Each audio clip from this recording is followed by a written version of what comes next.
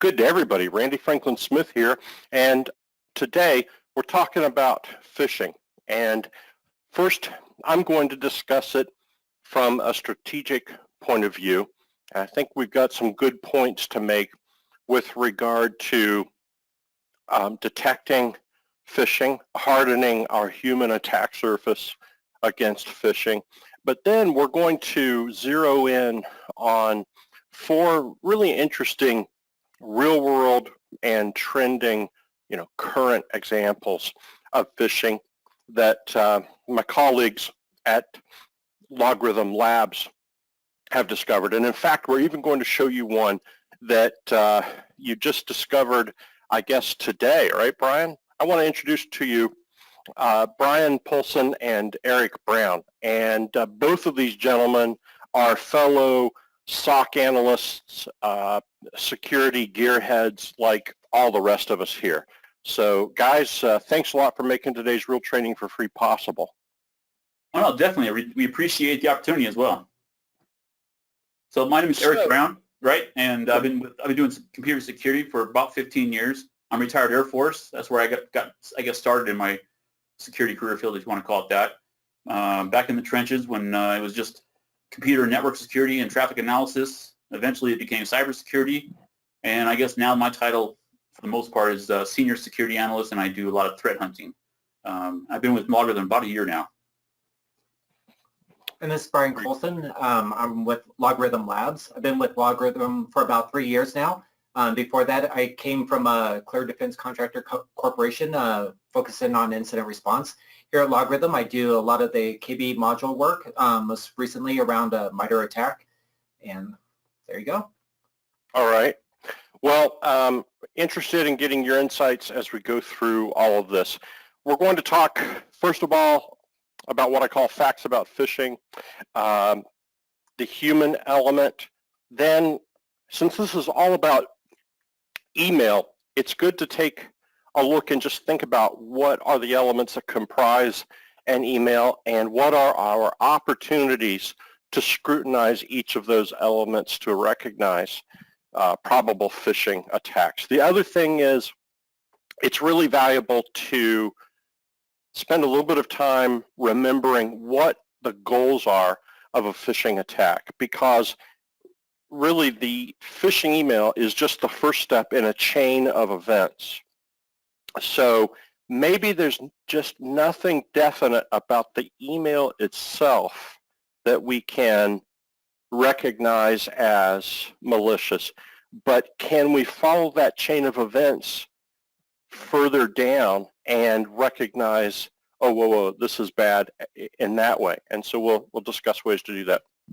And there's lots of other good stuff, but let's dive into this. So at its root, phishing attacks are almost always a social engineering attack. The only exception to that, in my mind, Brian and Eric, is a phishing attack where the attack is against the email client and endpoint itself. So we are trying to trick the email client into running some active content, like a buffer overflow that we have embedded, or some kind of script or other active content that we've embedded into the body of the email itself.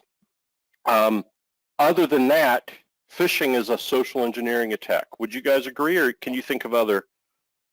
No, that's actually a good example. I think malware, some kind of binary out there that might contain some kind of malicious intent. You're right. That's actually attacking the system. It's designed to provide some kind of backdoor, what we refer to as a remote access terminal, or RAT. There's lots of different terminology out there, but it pretty much hits on exactly what you're talking about. The bulk of the phishing emails is really reliant upon the user clicking on that link and doing something they probably shouldn't be doing, and that just reinforces the fact of it's a social engineering side. And some people might even contend that this first bullet point here is technically not a phishing attack. It's just an email-borne, endpoint compromise attack. But at any rate, let's turn our attention and talk about social engineering. We're trying to get the user to A, click on a link and then go from there. We're trying to get them to open an attachment and then follow a chain of events from that. Or interestingly, we're trying to get them to take an action, such as initiating a wire transfer. And that is complete social engineering. There's very little technical expertise of any kind in that case. And we've got a couple polls here coming up that I just want to ask you about to get your take on some of these things. But what it comes down to is, how do we configure rules aside from trying to harden the human attack surface, which I'll talk about in a second.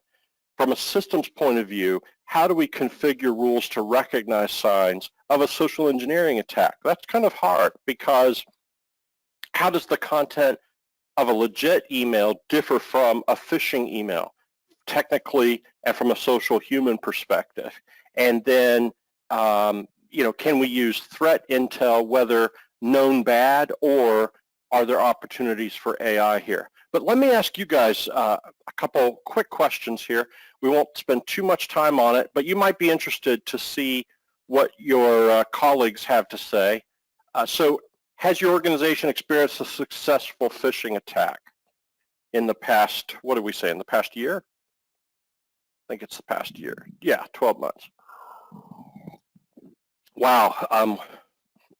Can already tell you it's hovering right at 50% have. And it's interesting, lots of folks are saying no, but other folks are saying, not sure. And that's a good point. It's difficult to prove a negative, right? None of us really do know if we just don't know if we're not aware of any phishing attacks that have been successful. Let's see here, we're up to 63% voting. It looks like I'm going to go ahead and close it. And here's the results. So what do you think of that, Brian and Eric? Is that what you're expecting? No, that's actually pretty accurate. I think, there's an old analogy, for example, motorcycle riders. And I'm not trying to get off on a tangent, but there's an old saying, there's two types of motorcycle riders. Those have been in an accident, or those are going to be in an accident. So that kind of reinforces where this is going. What's interesting too, I realize we're focusing on phishing attacks here, and obviously we're mostly talking about the malicious side of it, but there are actually other types of phishing too that just generate spam. You've seen the browser hijackers and other types of, other than nice intent, I guess it still falls under malicious intent, but even spam can be kind of a type of phishing email where it tricks you into clicking on something, and then you start getting all kinds of unwanted advertisements. Yeah, indeed. Let's see here. Rod says we had an outside penetration test that showed we were exposed. But Rod, is that from the point of view of phishing, or just that there were network vulnerabilities, or that your users were prone to falling for phishing? I'd love to hear a response from you on that.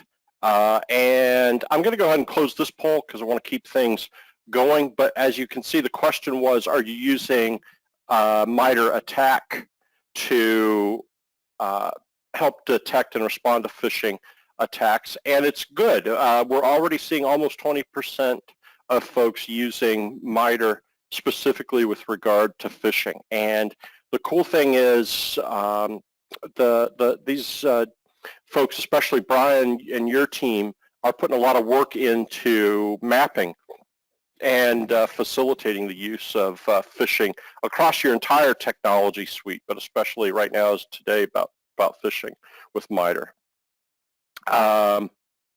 Okay, so let's see.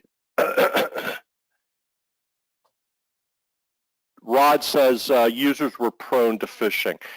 That's something we're going to talk about right now, Rod. So before we dive into the technical details, which all of us as security gearheads probably prefer, let's acknowledge that part of this story is hardening the human attack surface. And I put it that way to try to make it a little more appealing than just user awareness and training.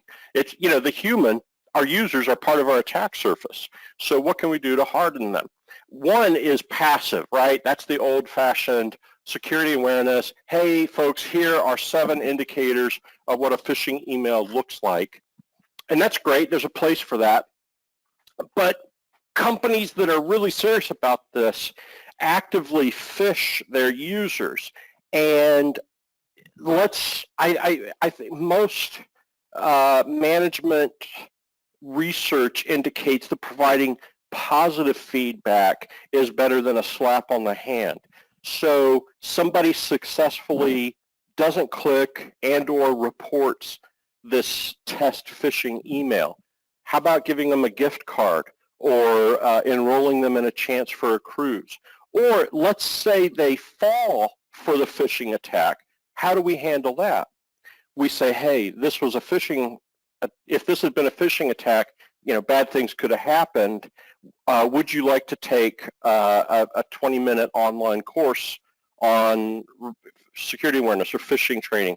And then do we give them a gift card for taking the training, or do we tell them, okay, now we're going to do this again, wait for the next opportunity, and you could win a cruise or something like that. It's amazing. Management research proves that these little incentives, getting something, not money, but getting something, does modify behavior over time. And of course, you want to collect statistics over time to see, quantify if and how behavior changes. Let's see. And pertinent to that, apropos of that, Derek says, we ran a purple team exercise of an obvious phishing email, and the stats of the number of people that entered their credentials on that were eye-opening. John says, we use simulated phishing for end-user training. And let's see here. Good, okay. So keep these points coming in, folks. We love your thinking, your insights from the field. Okay, so that's the human side. Now let's get technical. So what are all of the elements of an email that we can look at? A lot of times we just focus on the URL, but there's a lot that can be gained by scrutinizing all the other elements. So this is by no means an exhaustive list, but it's just to get everybody thinking about it. And then you're going to see this reinforced with the 4 real-world examples that Brian and Eric talk about. But first of all, look at the sending information. There's a lot there. There is the domain of the email address. There is the IP address of the originating server. And then there's the email address, the entire email address, so not just acme.com, but john@acme.com. And then there's the display name. These are valuable pieces of information. Obviously, we can check these against threat intel lists, but that has, that's only going to catch a percentage of your attacks for all kinds of obvious reasons that I think you guys are probably aware of. But there's so much more that we can check about a domain. How long has the domain been around? What is its, there are companies that specialize in monitoring domain registrations and comparing the infrastructure of, new domains. And by infrastructure, I mean, what are the DNS servers, who's the registrant, who's the registrar, what are the SSL certificates behind, associated with that domain, all of this stuff that helps us through other means, through basically AI means, to detect probable malicious domains. And then, of course, there's the server IP address, and of course there's things like domain authentication, SPF, DKIM, and all of that. So if we're not using those obvious things to scrutinize and vet incoming emails. That's one thing, but there's so many other cool things. We're going to talk about impersonation checks here in a second. Then there's the recipient, comparing the sender to the recipient. Is this a sender that frequently sends email to the recipient and the recipient responds? Well, that kind of makes the email look a little bit less risky because it's coming from a known party. However, there's a limit to how valuable that is. At any rate, looking at the recipient and comparing it to what we know about that user. The other thing is the recipient already in a higher risk category because of behavior or demographics? There's a little bit to be gained by looking at the subject, but that is more valuable usually in terms of spam detection than phishing. And then, of course, the body of the email. What is the content type? What type of MIME content are we seeing? If it's HTML, and most are nowadays, what are the tags being used? There's tags that you would expect to see in an HTML email, and there's tags that you would only expect to see on a web server. And, you know, that's instructive.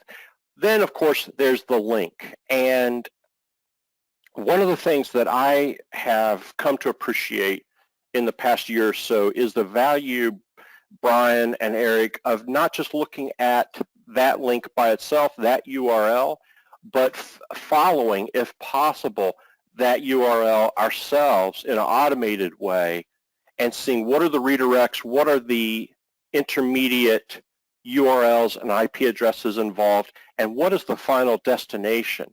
And what is that domain? What do we know about that domain? And then what is, furthermore, what is the content that comes back from that destination?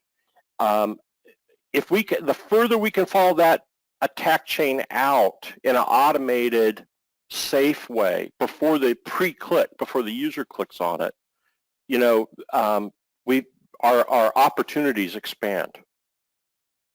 Also, of course, attachments. First of all, the presence of an attachment, its type, its content, and I know I'm preaching to the converted there. But Brian, Justin, any other just core elements of an email, not necessarily a phishing email, but just an email that we should be paying attention to? No, actually, I think those are some good key points. When we get into our slides and some of the examples we're going to show, it actually retouches on exactly those points. Granted, from the standard user, I realize like trying to identify the originating IP could be a little tricky, but a lot of these little items that we refer to as red flags, you get enough red flags, or even just one, depends on the situation, could raise your suspicion high enough that you may want to think twice about clicking on anything or opening an attachment. Yeah, indeed. Frank says, is the server IP address of a phishing email the last mile? Last server passing the email along, or is it the sending server? So there's more than one IP address usually in an email. You usually see a chain of all the emails, all of the SMTP servers that were involved in forwarding the email along. And that is not something that the bad guy can usually conceal, at least in terms of once he or she sends that email to through the first legitimate server, the rest of the servers just append that on as they go. Agreed, if I got that right, Eric or Brian? No, that's actually right. Now, don't get me wrong, a lot of times there's email servers out there everywhere on the internet, and there's like a method or a backdoor to send out these emails like on their behalf. So, you know, it's unfortunately, but a lot of times even the sending IP, or what we refer to as the originating IP, doesn't provide a whole lot of intel. You can definitely see as the different hops are appended onto the overall message header, but nevertheless, it still helps provide a little bit more intel, a little bit of understanding of how it got there or what took place. Yeah, and it can be useful in detecting impersonation attacks to a degree too. If you don't, if you have to accept email from a business partner that's not SPF or DKIM certified, if you see the email coming from a trusted domain, but from odd email servers that you've never seen before, it could either mean they've switched, implemented new email servers, or it could mean that it's an impersonation attack. And yes, Mike, we totally agree. 3 things need to be in place to reduce this flow: DKIM, SPF, and DMARC. Totally agree. We just sometimes businesses have to make decisions about giving up business opportunities from customers or whatever that have not implemented this, because false positive blocked emails can be a real source of lost business. And we're in business to do business, not strictly to be secure. And that's one of the dangerous things here. So let's see here. Next, it's useful to think about what a phishing attack's goal is. So it could be, like we said, to compromise an endpoint with active content in the email itself. Those are fairly limited attacks because they're usually I would say they're invariably a 0-day attack that gets patched. So that's basically a patching and endpoint email client configuration story. So the next thing is we want them to click a link. Now, we don't usually accomplish much by just getting them to click the link. We then need them to give up information. So that's when it pays to follow that link ourselves, that is our system, prior to allowing the user an opportunity to click that link. And that's where we were talking about looking at the redirects and the final destination and the content that comes from there. Because once they click that link, they're going to end up at either a web page that is spoofing a legit web page and wants them to give up credentials, or it's going to, that destination is going to send back some kind of active content that attempts to compromise and take over that endpoint. So again, phishing attacks, they might do it through a link or through a document, but we're either trying to get the user to give up information, or we're getting the user comfortable to where they then open up malicious content that takes over their endpoint, or we're trying to get them to take an action, such as making it look like an email came from the CEO that says, wire $50,000 to pay for this bill. Besides those 3 things, giving up information, tricking them into running content that takes over their endpoint, or taking an action, usually a business action with financial consequences, what are the other goals that phishing attackers have? Brian, Eric, any thoughts on that? I mean, definitely covering, taking credentials, being able to compromise systems, being able to just do recon, being able to see if the email addresses are correct to be able to sell them off in lists. Those are just, basic kind of foundations of phishing exercises, I think. Eric? Yeah, that's true. Actually, the phishing term refers to the typical image, right, of a hook sitting out there in the ocean waiting for someone to bite. The only other, I guess, alternative to that is what we call spear phishing, which is a more focused attack. Now they've actually done their research. They've done some of their homework on a company they're trying to pick on. So those are a little bit more dangerous. They're obviously going to send maybe a weaponized PDF file or something that has some kind of malware in it, and then maybe it's got verbiage in it that talks to somebody in finance. Then they'll do the research and find a specific email for somebody from finance, for the company that they're targeting. But aside from that, no, I think you definitely nailed the focus of a lot of these phishing attacks and where they're coming from. So I appreciate Mike's contrasting viewpoint in response to when I, talked about the risks of giving up business because we blocked an unauthenticated email. He says, well, do you want to give up contacts or do you want to give up your business? And he points out that, businesses do fail from not taking care of security, or as he says, doing due diligence. And that's true, but it's not an all or nothing. Everything is a risk, cost, benefit analysis, and a lot of it comes down to where your management comes down and what their appetite for risk is and how educated they are about it. Let's see here. So Stephen points out that SPF, DKIM, and DMARC don't help much with a phish coming from a Gmail account, for example. Totally agree with you on that. With all of these measures, there's limitations to them and they have limited scope. And we're going to talk about that a little bit more in some other ways. Eduardo asks, if a recipient receives an email, can a RAT software be installed? So if you're saying simply by an email landing in a inbox, let's just say, can malware be activated? Because a RAT is just malware. So could that, or living off the land, let's just say, could the endpoint be compromised? Absolutely, and there are real-world examples of it in the past. However, except for when the occasional zero-day attack comes along, phishing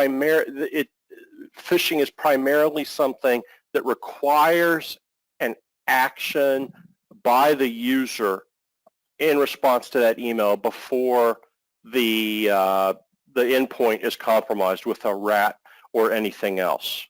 So, yeah, I guess that's all I got to say about that. Let's move on. Here's something to think about. We have indicators on an email that suggest it's suspicious. Let's also think about opportunities to balance that and come up with an aggregate risk or suspicion score by indicators that it is legit. What would be indicators that an email is legit? Well, if it's coming from a person that this user commonly interacts with, let's face it, that makes it more likely that it's an okay email, but we've got to be really careful with that. To me, it adds a little bit to the reputation of the email being good in contrast to it coming from a completely new sending email address. And there can be other aspects to that. Is it a file type specific to our company that we use a lot, or is it a file type that we've never seen before, or this user has never received before? All of those things can be really interesting in terms of saying, yeah, there's a lot of things that make this look normal and might push the risk score down a little bit. Why? What is the value of that? Well, it might allow you to increase, or as I say here, amp up your sensitivity to other risk factors. So we can get a little stricter with regard to things like, does the email have an attachment? Does that have macros in it? If we are contrasting that a little bit with things that would indicate that it's safe. Now, let's talk about, I'm skipping ahead one slide, I'll come back to the other one, because I just feel like I should talk about this next.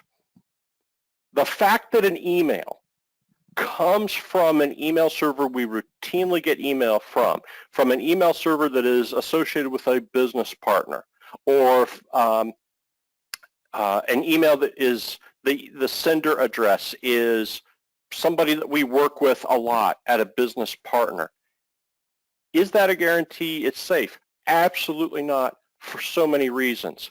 Email servers get hacked, endpoints get hacked, and do we need to take over a domain or an email server in order to send out imposter phishing emails or imposter spear phishing emails? Absolutely not. We only need to take over that particular's endpoint, and now we become that user in terms of their interaction on their local network and on the internet. And so that applies to the training we give to humans, being very careful about saying only open attachments from people you're familiar with. I train people at our company, only open up attachments or click on links that make sense, that have the right tone that you're expecting. If there's anything off about the tone or the expectation of this communication, take a step back and think. But it applies to our system controls as well.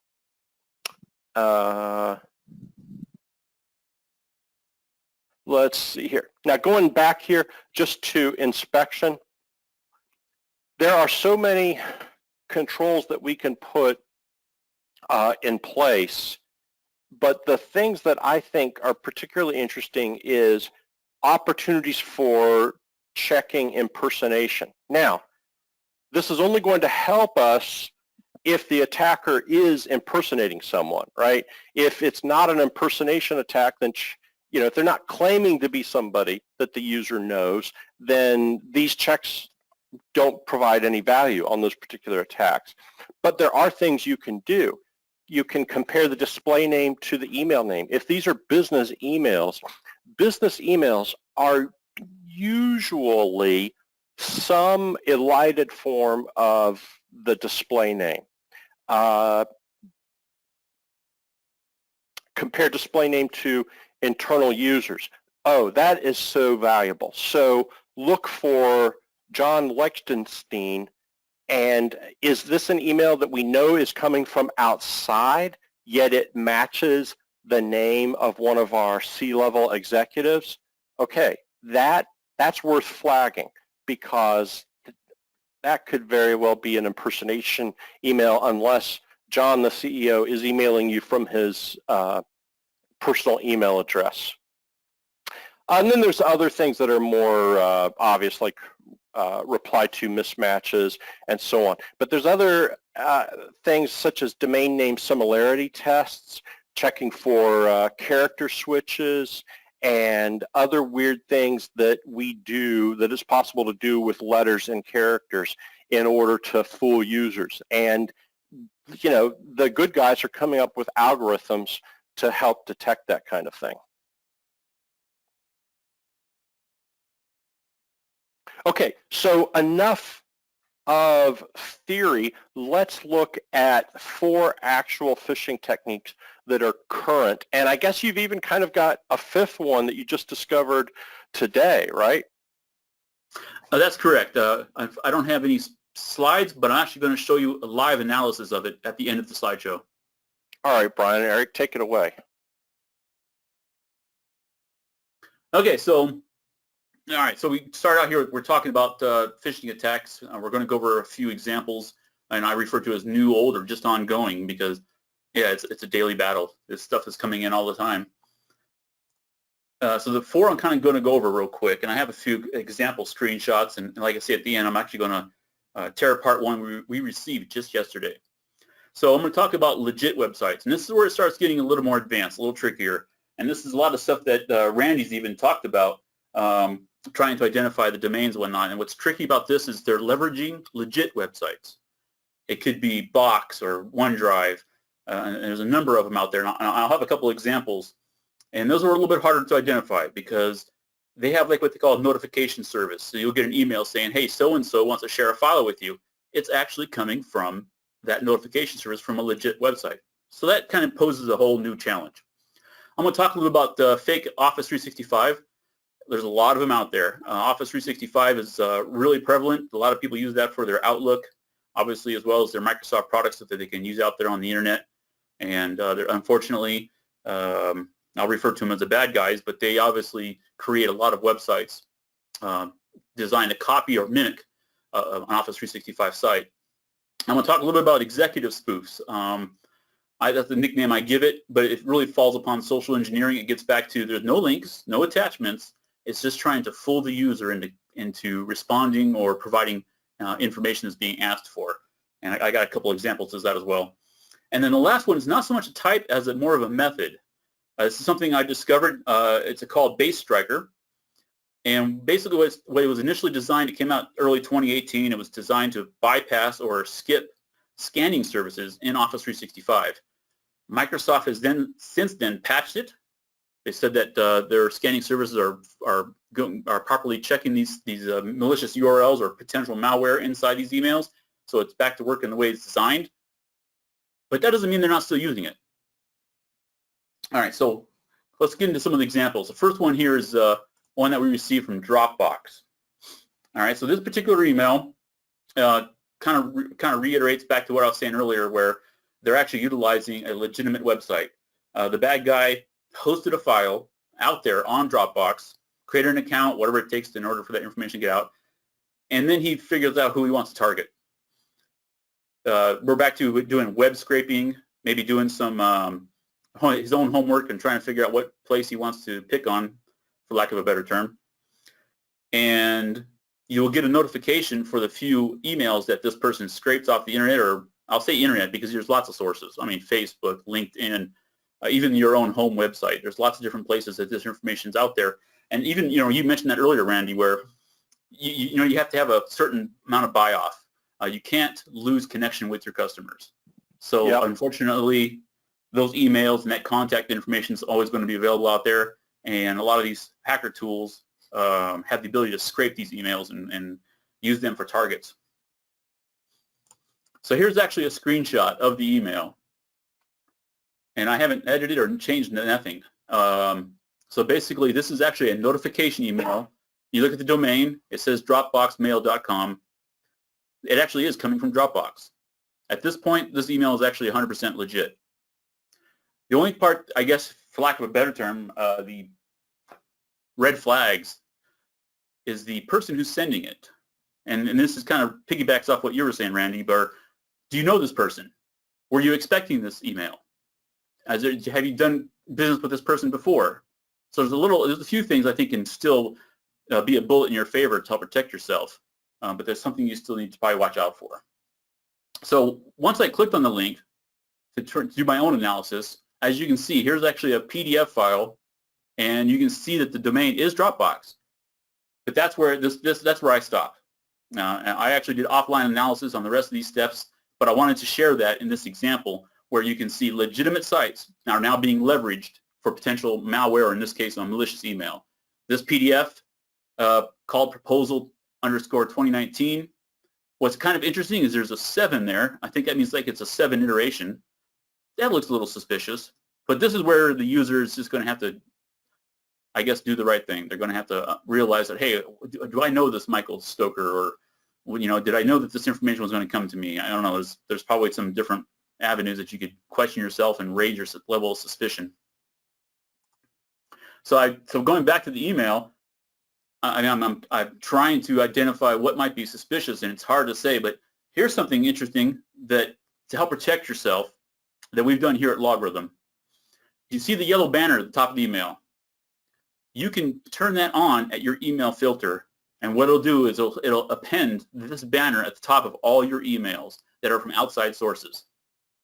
Now, granted, that's not going to truly protect you, but if it is an email from another employee from your same business, it is not coming from an outside source.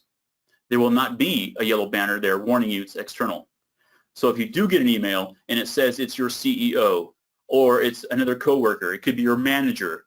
Actually, I'm going to talk about this a little later when I talk about CEO or executive spoofs, but it kind of reinforces the fact that if there's a spoofed email where they're trying to impersonate somebody from your company, but it's coming from an outside source, this little banner might turn you on to it.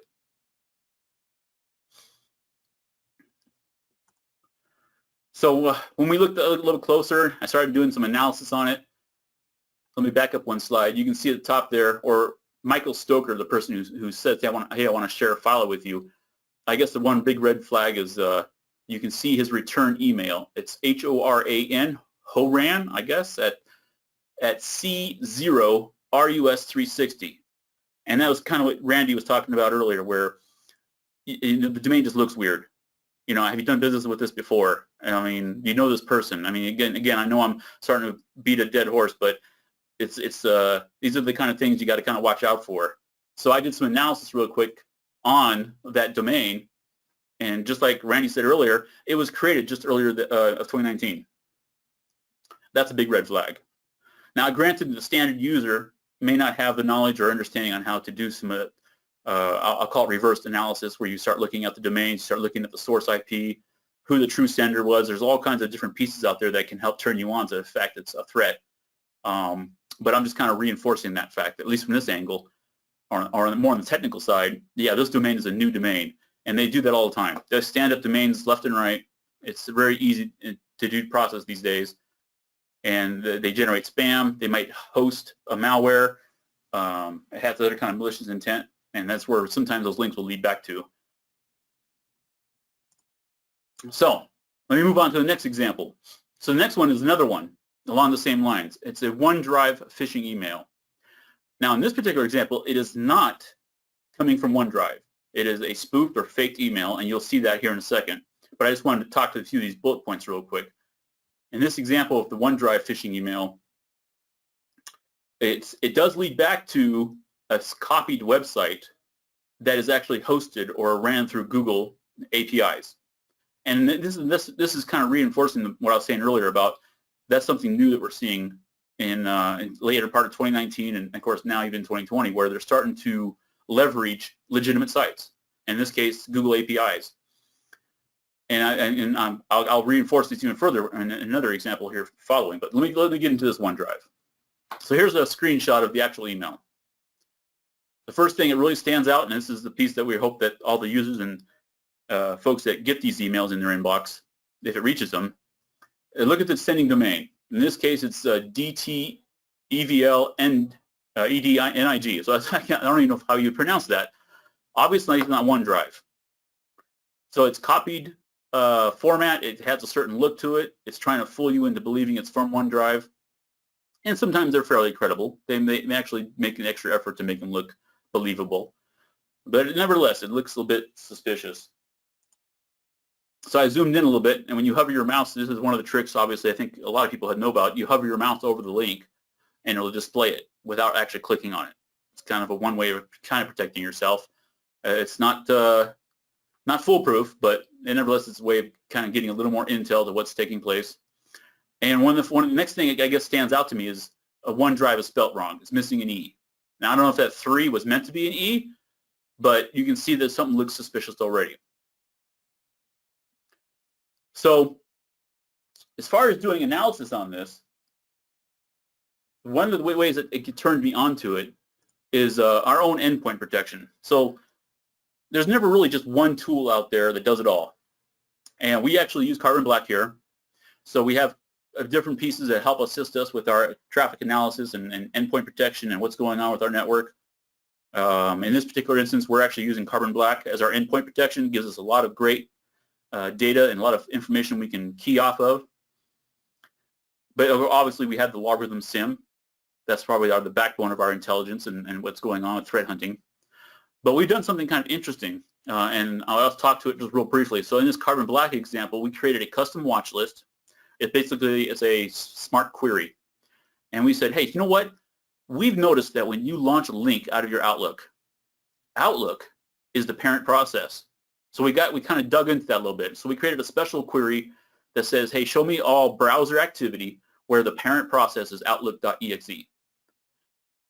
So in other words, it's basically showing us links that are being launched directly out of Outlook.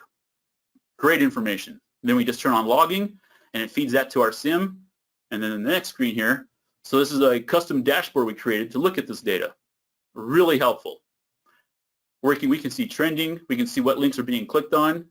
Of course, that's a red flag if we're starting to see the same link clicked on multiple people. we start to wonder now if that's actually a phishing email. So we might look at the link a little closer and try to understand its intent or what its purpose is. We can also, I mean, even if it's something simple as browser breakdown, you see that here in the little widget where you can see the most popular browser in this case is Chrome, a few Firefox, Explorer, and that's kind of a lucky add-on. We can even see links being launched from PowerPoint and PDF Reader, if you guys can see that in this example. So when I started looking at this data, this OneDrive kind of popped out to me. I started looking at it a little closer, and I realized that there's an attempt to obfuscate or hide the true OneDrive website, and I started clicking on it and drilling down within our own appliance to understand who clicked on it, what application or endpoint system might have activated this link. And this is actually a great way to start identifying what's going on. So to kind of emphasize this drill down, Brian's going to take over, and he's going to start discussing, you know, where we went with this as far as all the different tools at our disposal, whether it be the Carbon Black, obviously our own SIEM, and even Network Monitor, or what we call NetMon, gives you a lot of data right off the wire. And you're going to see a little bit more breakdown of how we can actually dig into this and see exactly all the different pieces of information available to us. And then I'll come back to the last part of this email. All right, thank you, Eric.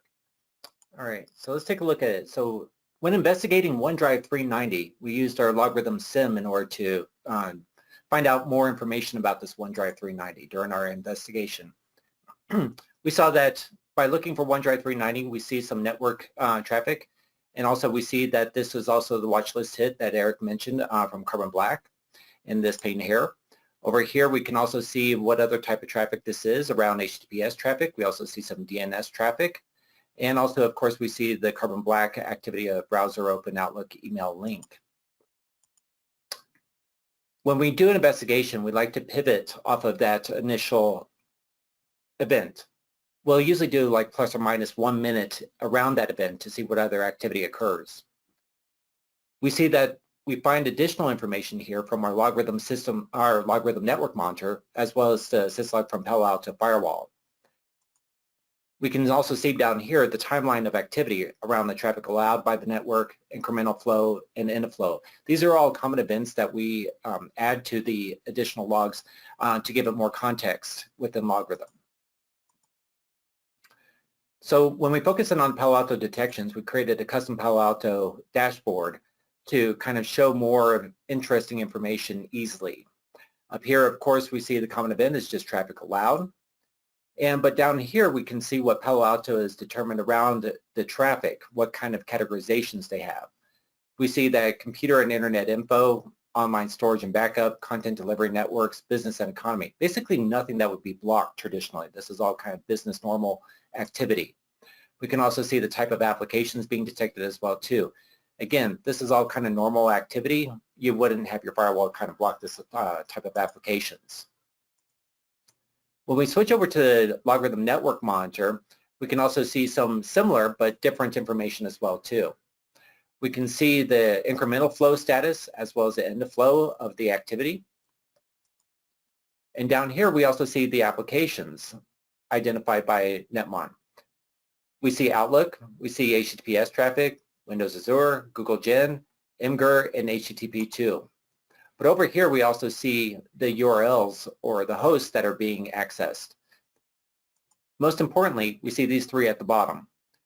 The firestorage.googleapis.com, the fs26forumsite.com, and the OneDrive 390 page link. When we take a quicker or a more drill down look into it using the analyzer grid, we can also see over here that the log source type in this case is LogRhythm NetMon. And over here we can also see that the application was Outlook. This begins the beginning of what we saw in Carbon Black, where Outlook was the source to go out to the internet. Over here we can see that OneDrive 390 page link was accessed. And of course we can see the application in this HTTPS, so it's encrypted traffic. Over here we can see here's forumsite.com. And again we see that additional metadata that's being produced. Same here, we see that it's googleapis.com. And of course the application being detected is Google Gen. We can now take that session information that we saw previously and pivot over to our netmon appliance directly. By looking at the specific traffic, we're able to actually see more metadata than what we actually see in a SIEM. Netmon provides a lot of metadata around the traffic that it analyzes. Over here we can see the TLS version that was actually involved. We can also see the OneDrive 390.page.link server name.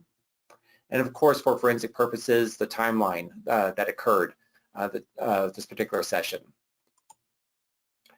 One of the interesting things about OneDrive 390 is if you take the OneDrive 390.page.link into a general URL categorization site, you'll see that it's basically low risk. So again, URL content filtering wouldn't necessarily block this. Same thing with form site, low risk. So again, it would not naturally be blocked by a URL categorization system. So what we did was we went ahead and using MITRE, we used, they have a MITRE technique called spear phishing link, T1192. So from there what we did is we developed a detection rule within our AIE engine in order to help detect this type of spear phishing link activity in the future. And our AIE rule, when tested, we also now see that the top user origin is easily seen, as well as also the top command being used, including the command that is using Firefox to go out to the malicious site.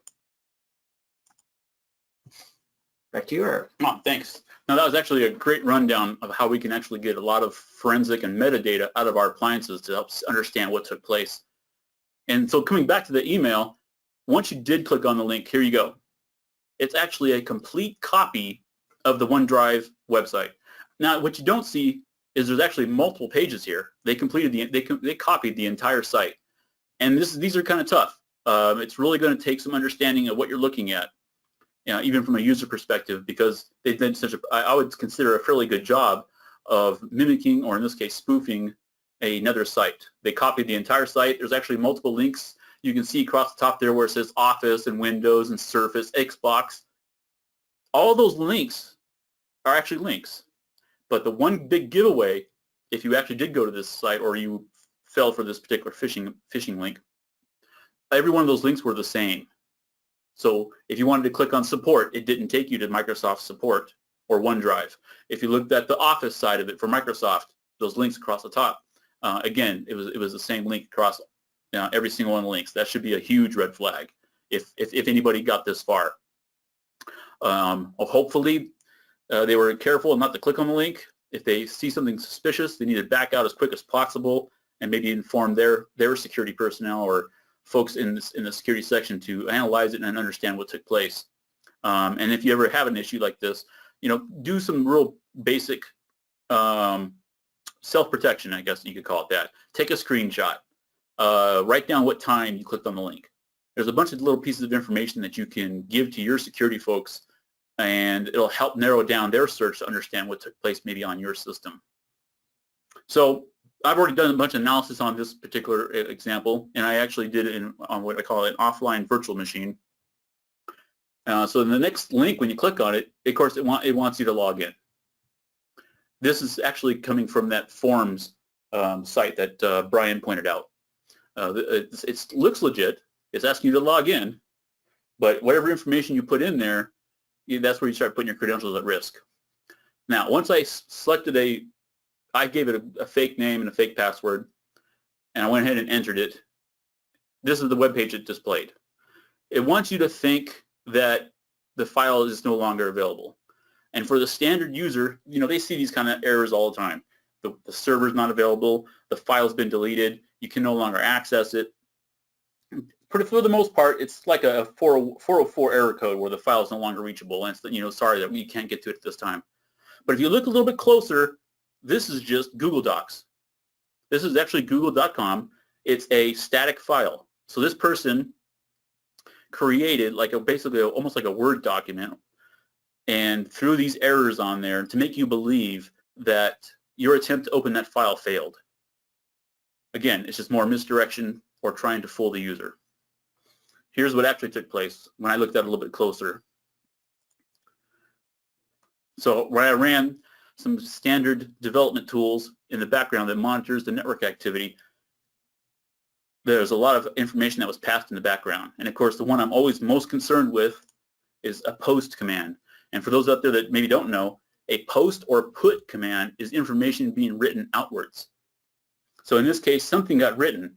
Well, over on the right, once I highlighted this data, you can see the contents.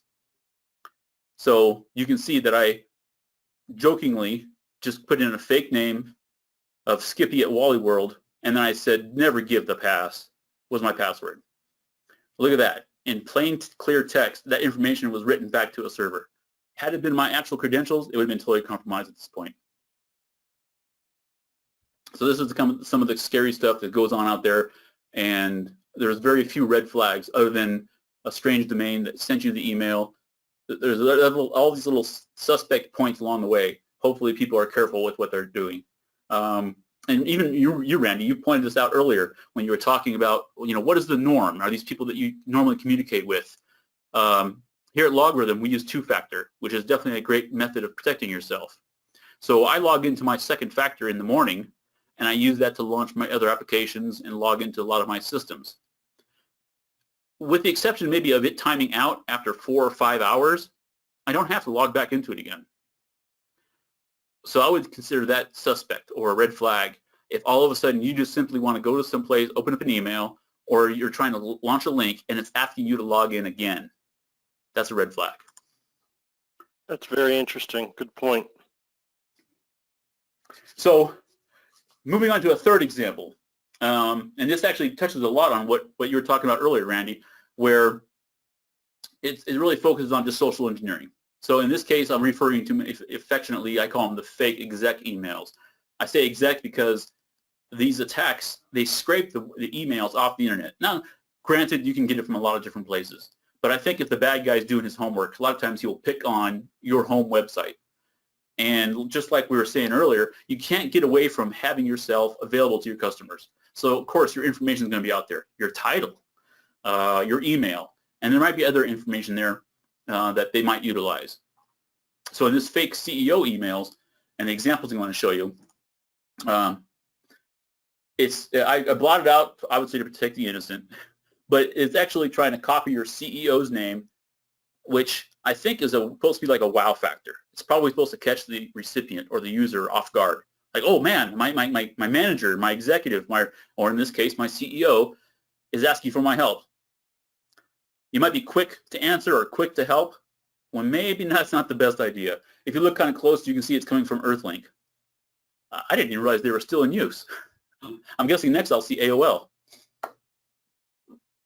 But that's kind of an example. There's no links, no attachments. It's just asking the person to take care of some DD update in this example, which is your direct deposit. Maybe they did their homework and they sent it directly to somebody from finance or who may assist you with those kind of transactions. And again, if it catches the user off guard, or maybe they're back to that wow factor, like I was saying, oh my gosh, this is my manager. I need to help him out as quick as possible. Maybe just wait a couple seconds and look at it a little closer.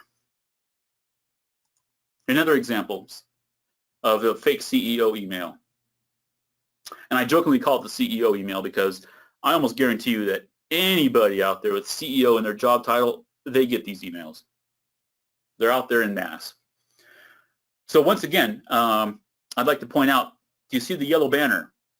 Again, that is a security practice. We have that turned on at our email filter at our demarcation point. So before the email even comes in, it appends this to the top of the email anytime it's from an outside source. And I pointed out earlier that any email from an employee to employee, it stays in-house. It goes from your email server. It finds the directory structure. It locates the person's inbox, and it goes right to it. There's no leaving your network, going across the internet, hopping across different email or SMTP points that has to eventually reach its destination. It's in-house. So this little banner is going to warn you it's something from the outside. So if it truly is from your CEO or executive manager, et cetera, that little banner should not be there. And if it is, that's like a big red flag. Why is my important person X sending me an email from either their personal email or from the outside? So this is another example, and it's saying it's got a sense of urgency to it. It says, hey, I need you to run a task for me immediately. And we've seen many of these. A lot of times they'll ask for, I don't know, Amazon gift cards or iTunes gift cards. They might want some additional information. We've seen a few say, hey, I need to contact you real quick. Can you send me your cell phone number? Not quite sure where they're going with this, but again, the key is be careful, understand who it's coming from, and don't always be quick to click. So my last example, and I mentioned this earlier, it's not necessarily a type of phishing attack. This is more of a method. It's something we discovered early in 2018, and I did my research and found out exactly how this operates. And basically what it's doing to try and defeat certain security services, initially it was designed to defeat Microsoft Office 365 scanning services for security and looking for the malware and possible links that are either spam related or some other engine that says, hey, this has gone out to 1 million users. I don't think this is official. So there's certain pieces out there that will flag it and usually quarantine it or something like that. So Microsoft has patched it. Now in this example, I created the link myself, but I wanted to kind of show how it looks. On the left, you see what a normal web link looks like. You can see the href, and then there's the full link. So if you were to look at it, it actually just says review message, and that's that blue hyperlink that you see typically on emails. What baseStriker does is it splits that URL up. You'll see in the lower example here, it actually says somethingevil.ss is the base domain, and then following is the rest of the URL. If you were to copy and paste it, you only get the second half. You don't get the whole thing. That also, I guess it's a lucky second half to this attack, but even it makes it a little bit more difficult for the analyst or someone trying to check it out, or even just the user who's actually pretty familiar with watching out for these phishing attacks. Sometimes they'll copy the URL and you can paste it into Notepad or something like that, and you can kind of see what the link is trying to do. And that's actually a good practice, especially if it's a really large link and you can't see it, the whole thing. That's a good way of checking it out. But here's like the example. If you just copy and paste it, all you get is the second half. And of course, if you analyze that, you're not going to get anywhere. The link will fail. You're not going to get any kind of results. There's a lot of online resources that can actually test URLs and give you some kind of almost like sandboxing technology where it launches the URL and gives you feedback on what exactly it does. In this case, it won't work because you didn't get the whole URL. So that's really the bulk of our slides on the examples, and I wanted to just kind of finish up a little bit with some security awareness tips. A lot of the stuff reinforces that what Randy was talking about how to protect yourself, and some of them are really just common sense. If it's somebody that you don't normally get emails from or some kind of correspondence, that's a red flag maybe. So you just got to be a little careful. Watch out for these links. Watch out for the attachments. If you weren't expecting it, then be a little more suspicious of it. If you don't recognize the domain it's coming from, or perhaps like what Randy was saying, if you think it's supposed to be coming from an employee or a coworker or somebody from a vendor that maybe you work with a lot, and all of a sudden you realize it came from Yahoo, or it came from some other kind of personal email, that could be a red flag.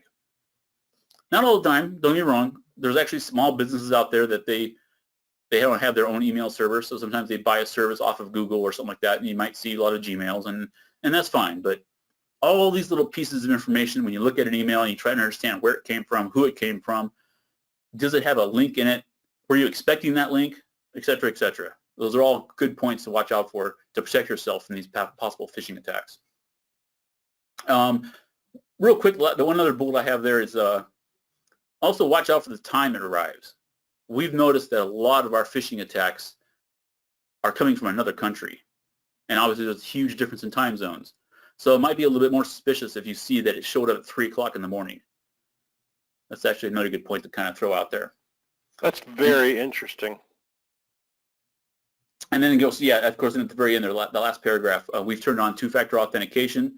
And for those of you out there that don't know it, Microsoft, Gmail, Yahoo, all these different services out there, even for your personal email, they have the ability to turn on two-factor authentication.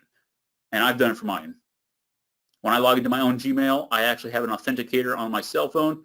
I have to give it a code in order to continue further into my own email. So if it ever does get compromised, I've got that extra step of protection. And so if somehow they were to be able to guess my password, they're not going to get in. So that's probably something you might want to consider just to further protect yourself.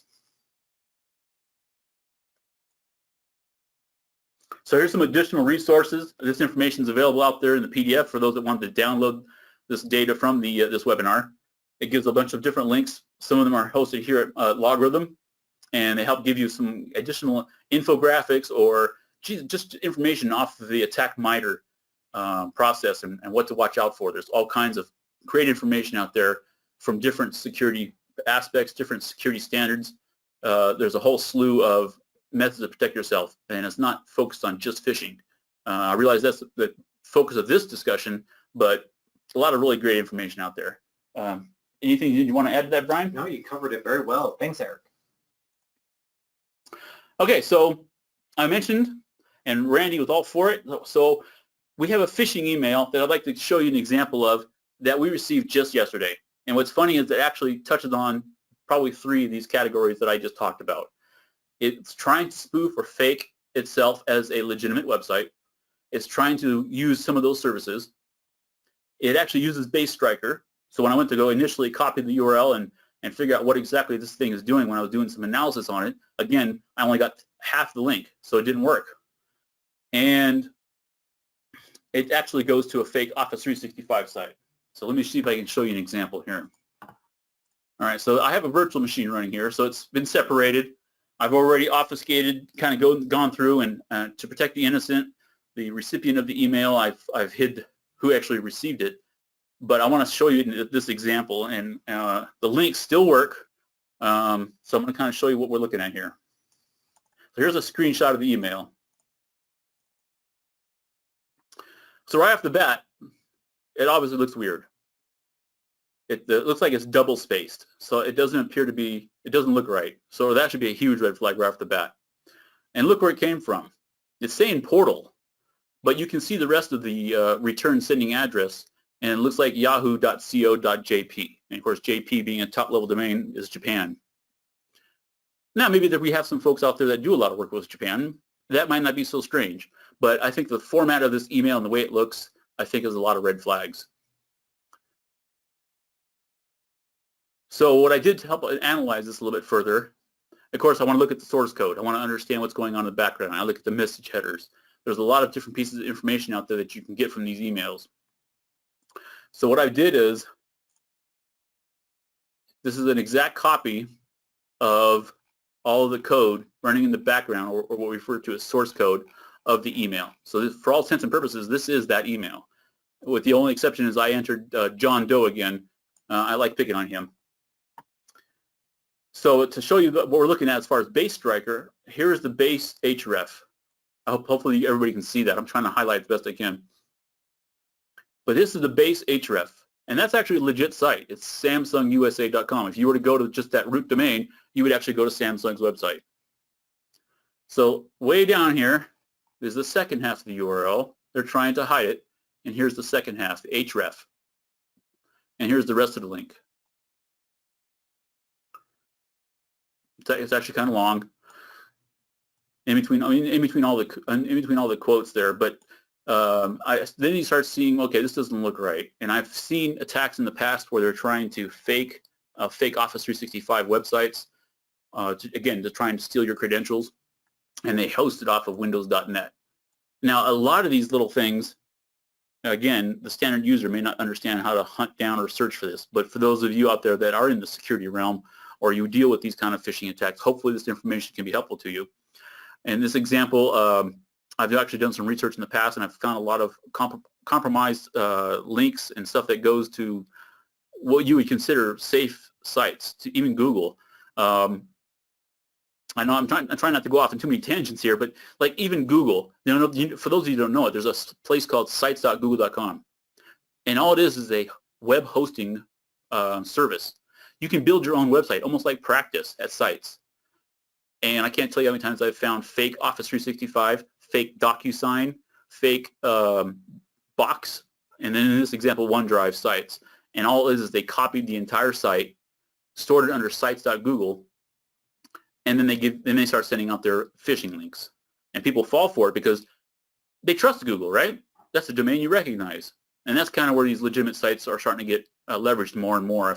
Since probably about July of 2019 is when I really started seeing an uptake of legit sites being compromised or used to house these. So let me show you what it looks like. This is what's kind of fascinating. So what I did is I copied the URL, first the host domain. I actually copied it, and then I pasted it, followed by the rest of the URL. And I can show you what that looks like real quick. Here it is right here, along with some of my notes. But you can see, here's the full link. And I'm going to paste this into my browser right now and show you what this looks like. And here's what I thought was fascinating. Hopefully I'm not giving the bad guy too much credit here. But what's fascinating is when you run this, look at that. It didn't work. And that was just an extra level that I had to try and understand what took place. And even though I have the link perfectly copied, I got a 500 error code.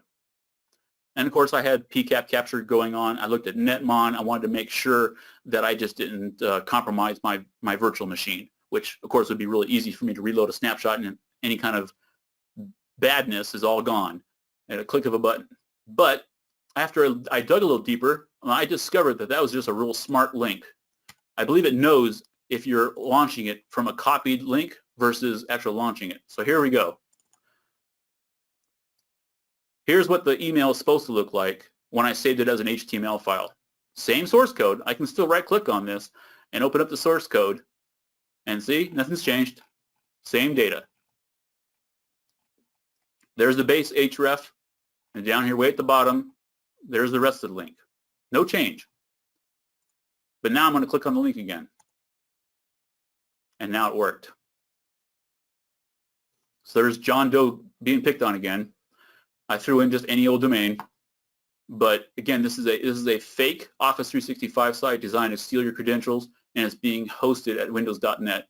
Not the best example, because I think a lot of this discussion we talked about strange domains and whatnot, but I'm just trying to reinforce the fact that you got to be careful. This information is being hosted, if you will, on what we would consider normally a trusted site or a trusted domain.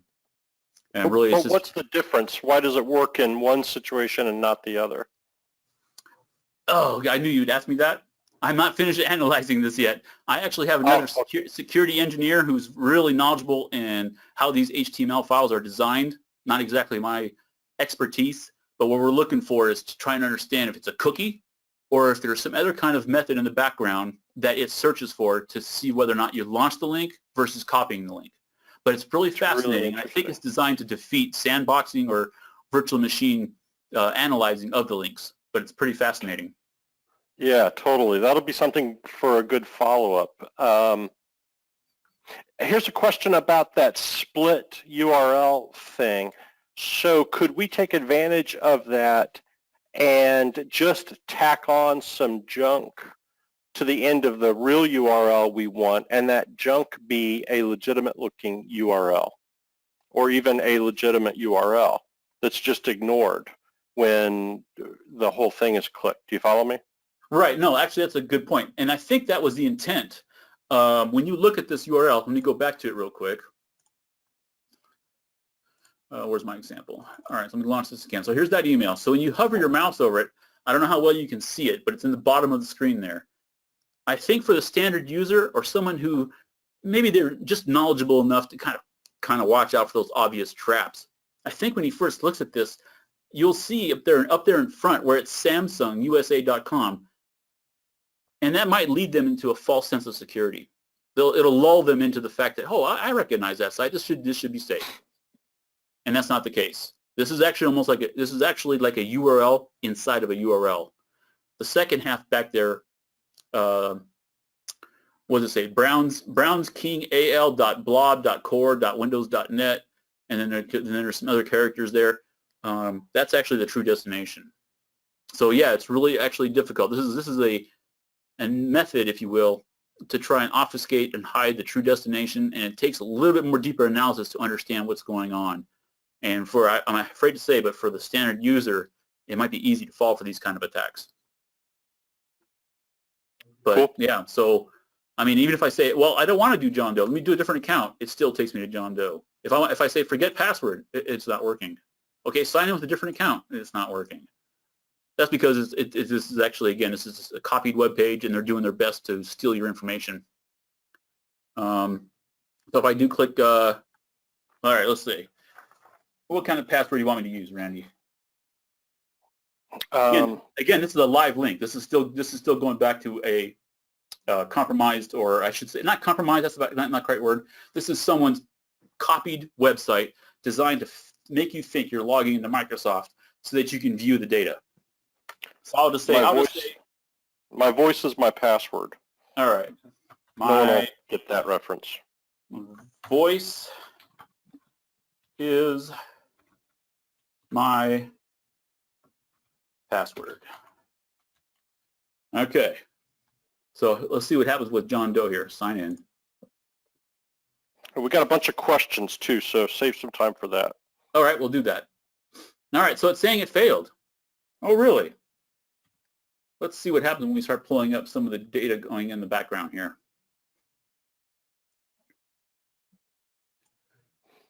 Come on. I know you're going to give it to me. Oh, look at that. What was the password we tried saying? Yeah, cool. In plain text. So had I used a real account, had I used a real password, my own credentials, or someone that received this email, it would be now compromised.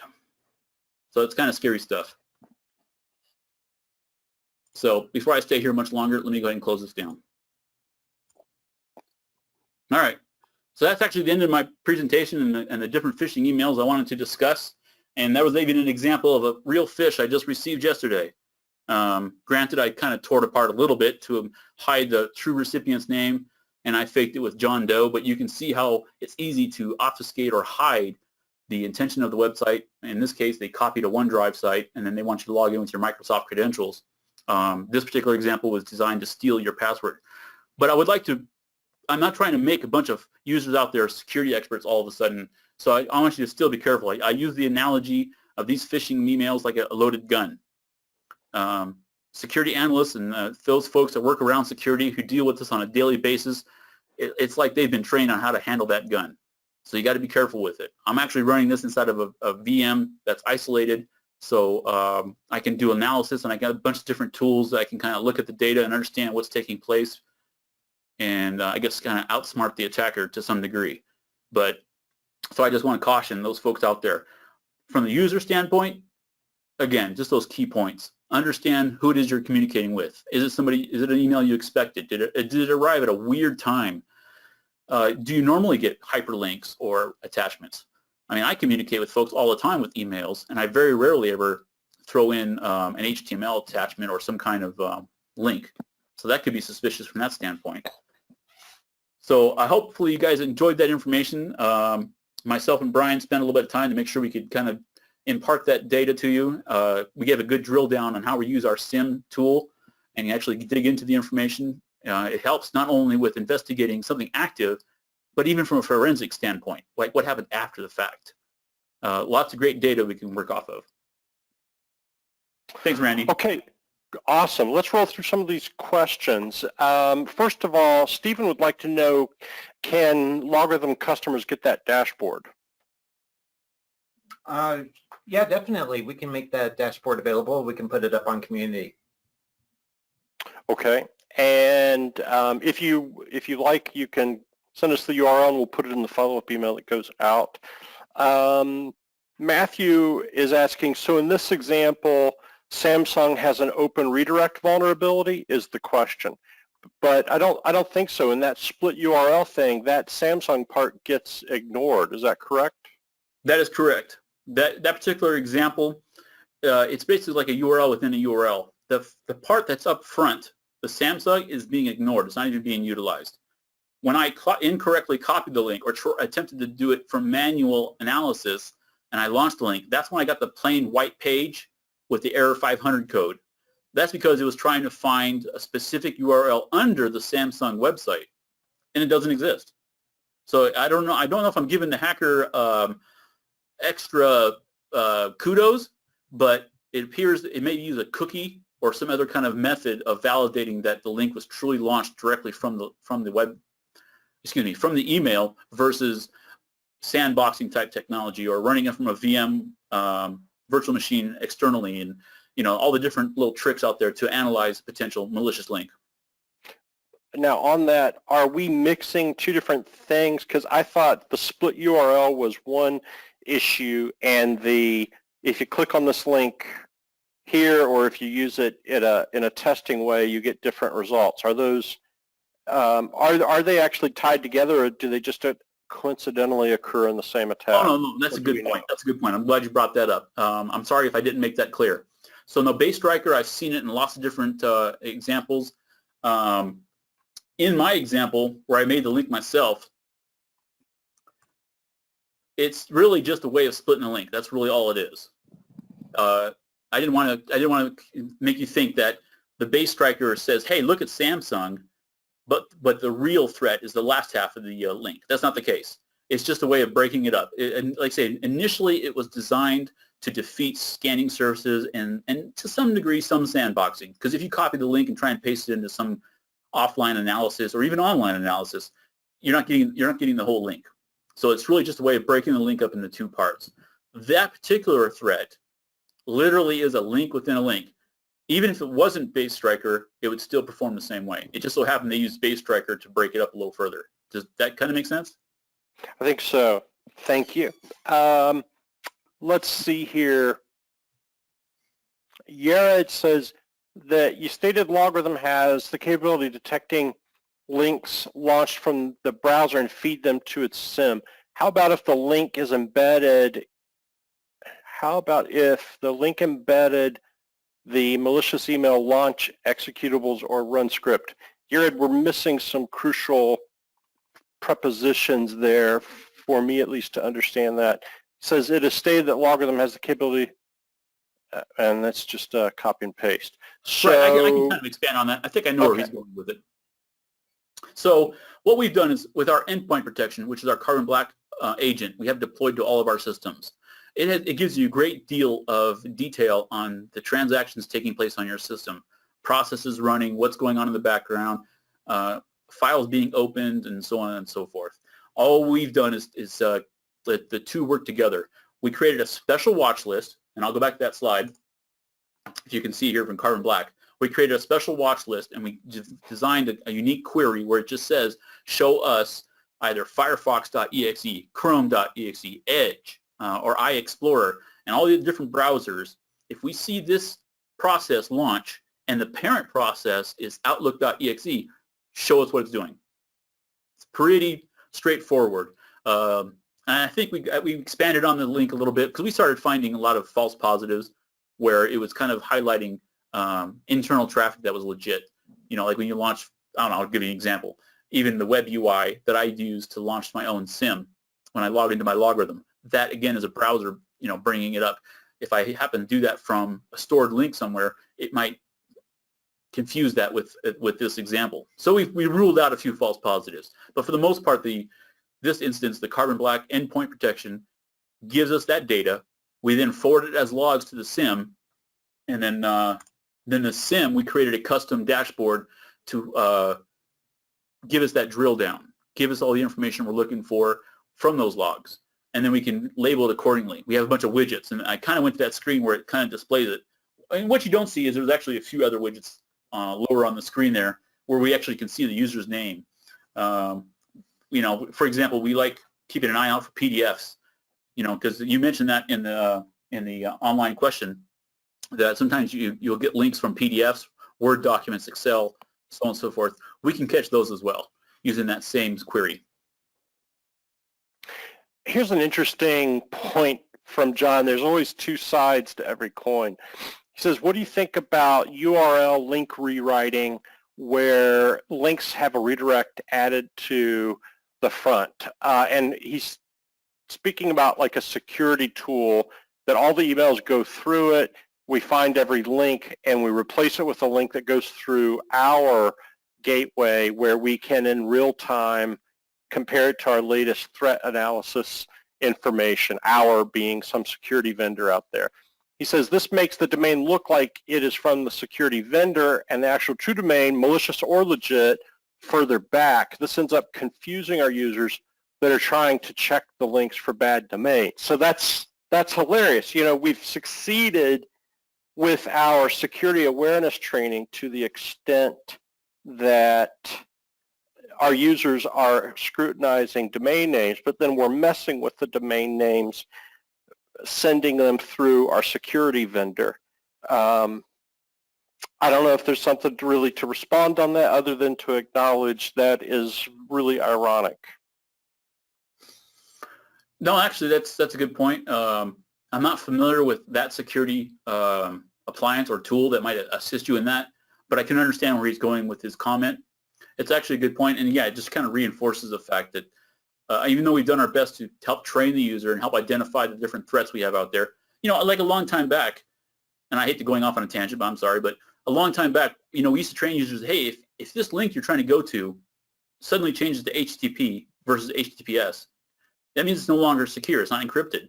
So don't put your credentials in there. It's going across the wire in plain text. Well, that doesn't work no more. The bad guys have gotten smart, they ramped up, and almost all the sites now that they compromise or they send these malicious attacks through, they are using HTTPS. So that old method of trying to identify something that looks weird doesn't work anymore. So we're back to square one. We got to train the user. We got to have them kind of think of these other factors to help identify something that looks suspicious. Like Posh says, there's tools like SafeLinks, Proofpoints, and others that'll rewrite any URL that comes in through your email body. And it's true and it's cool because maybe when you scanned the email, it wasn't known bad, but an hour later, it is known bad. So it gives you a chance of every single time a link is clicked on, you can, it's your chance to check what's going on. But at any rate, let's see. So Paul and some other folks are really interested to learn what the story is, what the end story is on why that copied link works in some contexts and doesn't. So you think you guys will blog about that? Somebody else is asking for your contact information, Eric. So is there a place that you can be contacted on Twitter or anything like that? If so, and you want to share it, drop it into the chat window if you don't mind. And otherwise, where should people be hanging out to find out about this once you guys figure it out? Because it is pretty darn interesting. No, actually, that's a good point. And we have every intention to write a blog and give some greater detail on this attack. So we have LogRhythm community. There's a lot of information out there. And when we create, I think my information is already out there. I will double check. And if not, I think even just contacting our LogRhythm community, it'll get back to our security office here. We call it the OCISO, the Office of Security Information. And I work part of the SOC team. So we will definitely get that info. We're going to create a blog and dig a little deeper on this email once we understand why it worked one way and not the other. So Hayden says that they received the same phish, Samsung USA, based upon what they can see in urlscan.io with that breakdown of traffic, that they're using Samsung USA to redirect to arbitrary URLs. Interesting. So it sounds like maybe they're thinking there is a open redirect there, which is a very bad thing to do. Right. It's possible. I haven't quite figured out why, if I copy the link verbatim and post it into my browser and launch it, it fails. It gives me a error code 500 off of Samsung's website. But if I launch the link as is out of the email, then it works. So that's something we're definitely going to dig into, and we will create a blog on that. Okay. And where is that? Just the main blog at LogRhythm, or is it your labs blog, or what? Yeah, show us the So link. it'll be under the LogRhythm community. We're going to have a lot of information out there where our blogs are stored at. Awesome. Well, we're down past the bottom of the hour. I think we were able to get most questions answered. Folks, thanks for all of your other comments. I didn't get to include all of them because of the amount of interaction today, but we really enjoyed spending time with you. Thank you for giving us your time. We hope we made it valuable to you. And Eric and Brian, thank you for sharing your research and also showing what your technology can do. Awesome. Thank you. Yeah, definitely. Thanks, Randy. This was a good opportunity to share the information. Have a great day, everybody. We'll be in touch again soon. For now, don't click on those links.